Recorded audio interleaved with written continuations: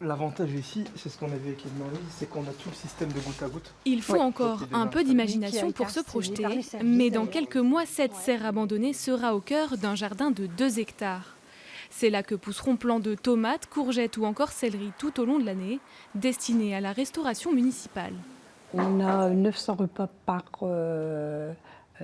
jour, donc par les écoles élémentaires, les portages à domicile pour les personnes âgées. Et le but, c'est par la suite augmenter la production pour pouvoir alimenter d'autres structures. Quand ils démarreront les salariés en insertion, ils remettront tout. Pour cultiver cet immense potager, la ville de Denain a choisi de faire appel à des chômeurs de longue durée en réinsertion.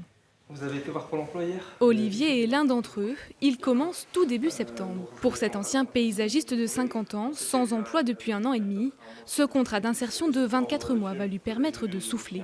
Ça va me permettre de revenir un peu. Quelqu'un qui est au chômage, il sera un peu diminué. Donc quand il m'a dit je suis pris, j'étais content. Parce que ça m'a boosté, voilà, pour l'avenir.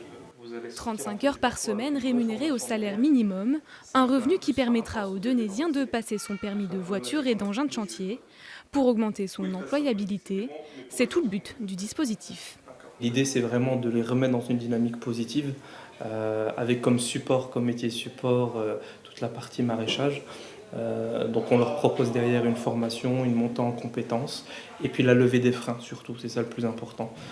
Comme là, dans ce cas-là, la mobilité. En septembre, 8 autres chômeurs de longue durée mettront les mains dans la terre pour repartir du bon pied. À terme, une vingtaine de ces contrats subventionnés par l'État pourraient être proposés.